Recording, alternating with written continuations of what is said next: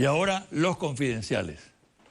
Una demostración de buena voluntad del presidente Obama hacia la región sería la derogatoria del decreto contra Venezuela y el cese de las sanciones al país. Una decisión de tal naturaleza estaría en la línea marcada por el nuevo tipo de relación entre Estados Unidos y Cuba, que él ha impulsado, y de la determinación de cerrar la cárcel de Guantánamo. Mantener la tensión con Venezuela, el constante acecho contra su gobierno, equivale a repetir errores como el que por más de 50 años cometió Estados Unidos con Cuba y que el propio Obama reconoció cuando anunció su nueva política hacia la isla.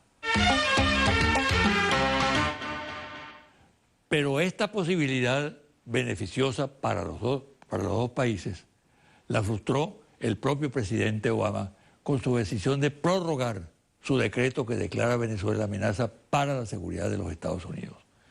Informes que se han filtrado atribuyen la decisión a presiones de grupos cubanos anticastristas, a sugerencias de asesores de la candidatura demócrata de la señora Clinton, que consideran conveniente dejar vigente el decreto para negociarlo posteriormente, y a las exigencias de la oposición venezolana, que estima que su derogatoria afectaría los planes para que el presidente Maduro salga de la presidencia de la República este año.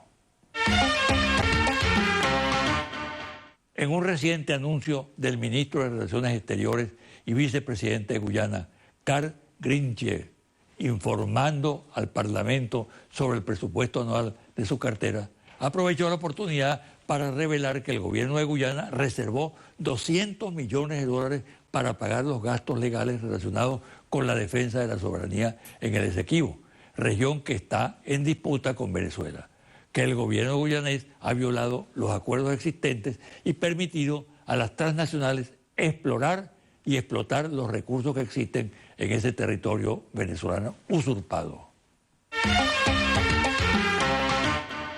En la opinión pública lo demuestran las encuestas realizadas últimamente, que no han sido difundidas, por cierto, las cuales indican una caída de la oposición y un crecimiento en medio de la crisis del chavismo. Se abre paso así la decepción por el tipo de política que adelantan los dirigentes opositores, cuya expresión más acabada es la orientación que le han dado al Parlamento, dirigida a mantener una actitud de rechazo a cualquier iniciativa que redunde en bien del país por el solo hecho de provenir del gobierno nacional. Pero también cuenta en ese deterioro de la imagen de la oposición la manera como comienzan a aflorar en su seno aspiraciones presidenciales consideradas como prematuras por los observadores. Se tiene la impresión de que todo cuanto ocurre en la MUD tiene que ver con el acceso a escenarios para influir en la proyección potencial de candidaturas como las de Ramos Ayud, Leopoldo López, Henry Falcón, Enrique Capriles, Julio Borges, entre otras, lo cual confunde a la colectividad que no está pensando por ahora en elecciones y candidatos, sino en la solución de sus problemas más inmediatos y angustiosos, que tienen que ver con el costo de vida, el desabastecimiento y la inseguridad. Falleció recientemente el exministro Luis Alberto Machado, hombre honesto, culto, quien hizo de la política un ejercicio responsable y asumió el tema de la inteligencia como una manera de abrir campos a la creación y al buen gobierno. Algunos se burlaban de él. Con el tiempo le fue reconocido su valor para trabajar y exponer ideas útiles a la sociedad y al ser humano. Paz a su alma y mi palabra de condolencia a sus familiares.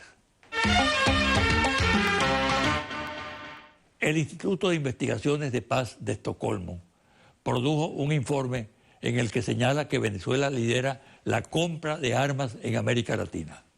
Pregunta, ¿cómo lo investigó este organismo de un país que es, por cierto, uno de los mayores vendedores en el mundo de armas y equipos militares? Venezuela, es cierto, ha estado renovando equipos obsoletos y adquiriendo repuestos para aquellos sobre los que existe una prohibición de venta por parte de los Estados Unidos.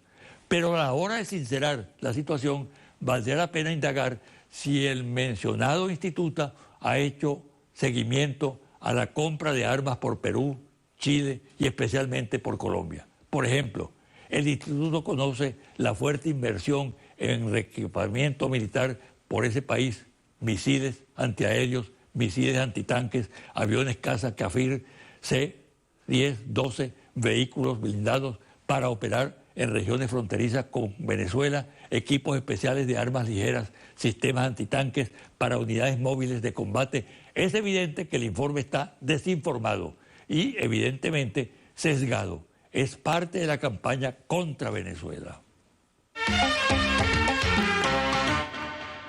Se comienza a observar en el país un rechazo a la victimización del presidente Nicolás Maduro, atacado con ferocidad en lo personal dentro y fuera de Venezuela, como nunca antes había ocurrido con otros jefes de Estado.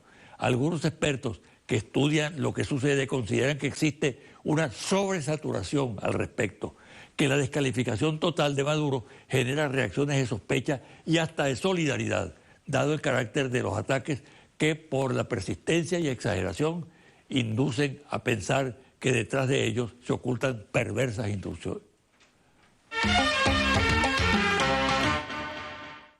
En la región latinoamericana, en materia electoral con motivo de los últimos comicios en Argentina, Bolivia, Venezuela, se observan éxitos de la derecha.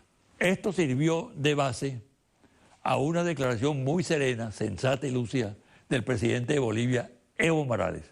En ella advierte que en la reciente elección en su país, su derrota, entre otras causas, obedeció a la guerra sucia de tipo personal y a las redes sociales inescrupulosas.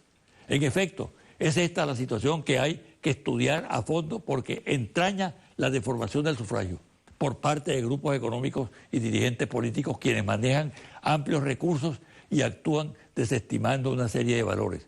Igual situación se planteó en Argentina con la victoria de la ultraderecha representada por Mauricio Macri, en donde la campaña electoral se basó en la descalificación moral y ética del kirchnerismo.